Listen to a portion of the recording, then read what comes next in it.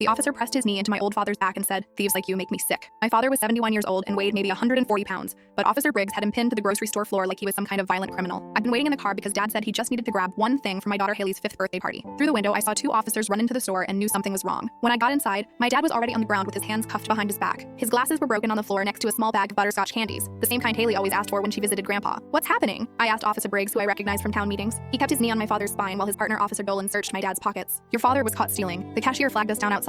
My father tried to speak, but Briggs pressed down harder. "I have the receipt." Dad wheezed out. "It's in my pocket. I paid for everything." But Briggs wasn't listening. "Shut up. We have you on camera putting merchandise in your jacket." The store manager Kyle was standing by the register looking uncomfortable. He was maybe 19 and kept pulling at his collar. "Check his left pocket," I told Officer Dolan. "Please just check for the receipt." Dolan ignored me and pulled out my father's wallet and car keys, but no receipt. That's when I noticed the white piece of paper sticking out of the bag of candies on the floor. "It's right there." I pointed, but Briggs kicked the bag away. "Don't interfere or you'll be arrested too." He pulled my father up by the cuffs, making him cry out. His shoulder had been dislocated last year and never healed right. "Officer Briggs, please. He's an old man. Even if he did take something, it's just candy." That made Briggs angrier. "Theft is theft. Your generation thinks rules don't apply to you," which was rich coming from Briggs, who everyone knew took free coffee and donuts from the shop downtown. The cashier, a girl named Amy who looked about 16, finally spoke up. "I didn't actually see him steal anything. I just thought maybe he did because he put something in his pocket." She was starting to look scared. "You called us here," Dolan said, turning on her. "Now you're changing your story?" Amy's manager Kyle stepped forward. "She's new. She might have made a mistake." But Briggs wasn't backing down. He'd already made the arrest in front of a dozen customers who were filming with their phones. "We're taking him in. He can explain to the judge." That's when Mrs. Charmel walked out of the back office. She owned the store and had known my family for 40 years. "What's going on here?" She saw my father in cuffs and her face went dark. "Why is Harold in handcuffs?" Kyle started explaining, but she cut him off. "Amy, did you check the receipt printer?" Amy looked confused. "What receipt printer?" Mrs. Charmel walked to the register and pulled out a long strip of paper from the second printer, the one they used when the main one jammed. Right at the top was my father's receipt. Time stamped 15 minutes ago. 4 items including the butterscotch candies. Paid with his debit card. He paid for everything. Mrs. Charmel held up the receipt. "Your cashier didn't give him his receipt because she didn't know about the backup printer." The store went quiet except for the sound of people still filming. Briggs finally took his knee off my father, but didn't remove the cuffs. He was acting suspicious. "Put something in his pocket." My dad's voice was steady despite everything. "My reading glasses." I put my reading glasses in my pocket after I paid, the ones you broke. Dolan looked uncomfortable and moved to uncuff my father, but Briggs stopped him. "We still need to verify this story downtown." That's when Mrs. Charmel lost it. "You're not taking him anywhere. I'm calling your captain right now. I have 32 cameras in this store and every second is recorded." She turned to the crowd. "I hope everyone got this on their phones because Harold just paid for candy for his granddaughter